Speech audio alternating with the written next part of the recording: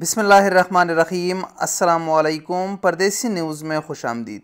2 दिनों से एक ख़बर इंतहाई तेज़ी के साथ वायरल हो चुका है, जिसमें बताया जा रहा है कि सऊदी हुकूमत ने तमाम एयरलाइन और तमाम कंपनियों को हिदायतनामा जारी किया है और जिसमें बताया गया है कि वो तमाम मुसाफिर जिनका ताल्लुक़ उन ममालिक से है जहाँ से सऊदी अरब के लिए डायरेक्ट फ़्लाइट्स पर पाबंदी है, और अगर उन लोगों ने दूसरे मुल्क में स्टे किया है जहाँ से सऊदी अरब के लिए फ़्लाइट्स बहाल है, तो उन मुसाफिरों को सऊदी अरब ना लाया जाए। यानी इसका मतलब है कि जो लोग सऊदी अरब जाना चाहते हैं और वो इस वक्त दूसरे यानी ऐसे मुल्क में बैठे हैं जहाँ से सऊदी अरब के लिए फ़्लाइट्स पर पाबंदी नहीं है, तो वो भी अब सऊदी अरब का सफ़र नहीं कर सकते। और इस वजह से काफ़ी ज़्यादा लोग परेशान हैं जो इस वक्त पाकिस्तान से दूसरे मुल्क के रास्ते सऊदी अरब जाना चाहते हैं और वो तीसरे मुल्क में अभी बैठे हुए हैं। उनको 4-5 दिन 10 दिन हो चुके हैं, तो वो परेशान है कि अब सऊदी अरब के लिए फ़्लाइट्स बंद हो चुके हैं। या वो लोग जो इस वक्त पाकिस्तान में मौजूद हुए और वो दूसरे मुल्क के रास्ते सऊदी अरब जाना चाहते हैं, उन लोगों ने पैकेज लिया या उसकी तैयारी कर रहे हैं।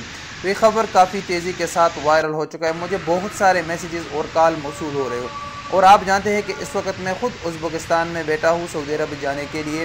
तो इस खबर की जब ढूंढ निकाला कि ये ख़बर क्या है, तो ख़बर दरअसल आप लोगों को गलत तरीके से पेश किया गया है। ख़बर कुछ इस तरह है कि आज से 2 दिन पहले Saudi general authority of civil aviation यानी गाका ने एक सर्कुलर जारी किया है, और जिसमें सऊदी अरब के तमाम एयरलाइन को आगाह किया है कि वो तमाम मुसाफिर जिनका ताल्लुक़ उन ममालिक से है जहाँ से सऊदी अरब के लिए डायरेक्ट फ़्लाइट्स पर पाबंदी है, तो वहाँ से किसी भी मुसाफिर को ट्रांजिट ना कराया जाए। अब इसका मतलब ये है कि बहुत सारे लोग ऐसे हैं जो यूरोप का सफ़र करते हैं या दूसरे मुल्क का सफ़र करते हैं। तो आप जानते हैं कि पाकिस्तान से डायरेक्ट यूरोप का फ़्लाइट्स बहुत कम है या ना होने के बराबर है, तो वो वाया सफ़र करते हैं, या तो वो एमिरेट्स या तुर्किश एयरलाइन या सऊदी एयरलाइन के ज़रिए जाते हैं। तो अक्सर जो मुसाफिर सऊदी एयरलाइन के ज़रिए जाते हैं तो उनका रियाज़ या जद्दा या दमाम या किसी एयरपोर्ट में 2-3 घंटे का स्टे होता है। फिर वहाँ से वो दूसरे जहाज़ में अपने डेस्टिनेशन जो यूरोप का होता है वहाँ पर सफ़र करते हैं। तो अब सऊदी हुकूमत ने सिर्फ इन लोगों को मना किया है कि सऊदी अरब पर कोई भी शख्स ट्रांजिट नहीं कर सकता जिसका ताल्लुक़ उस मुल्क से है जहाँ से सऊदी अरब के लिए डायरेक्ट फ़्लाइट्स पर पाबंदी आयद है। यानी अगर कोई शख्स यूरोप जाना चाहता है या किसी और मुल्क और उसका 2-3 घंटे स्टे है सऊदी अरब के किसी एयरपोर्ट पर, तो वो सऊदी अरब के उस एयरपोर्ट से नहीं जा सकता।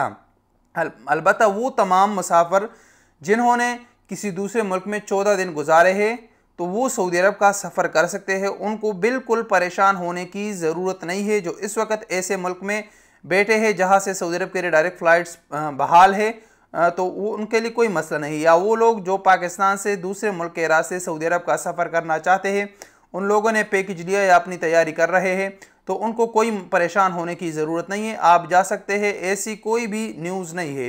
ये सिर्फ ट्रांजिट पैसेंजर के लिए है कि कोई शख्स पाबंदी वाले ममालिक से डायरेक्ट सऊदी अरब ना जाए और वहाँ से ट्रांजिट ना करे दूसरे मुल्क का। वहाँ से ट्रांजिट नहीं हो सकता। बाकी आप जो है ना दूसरे मुल्क के में 14 दिन गुजार कर सऊदी अरब आप आसानी जा सकते हैं, कोई भी मसला नहीं है। बिल्कुल फेक न्यूज़ है और आपको गलत तरीके से पेश किया गया है। अस्सलाम वालेकुम वरहमतुल्लाहि वबरकातुहू।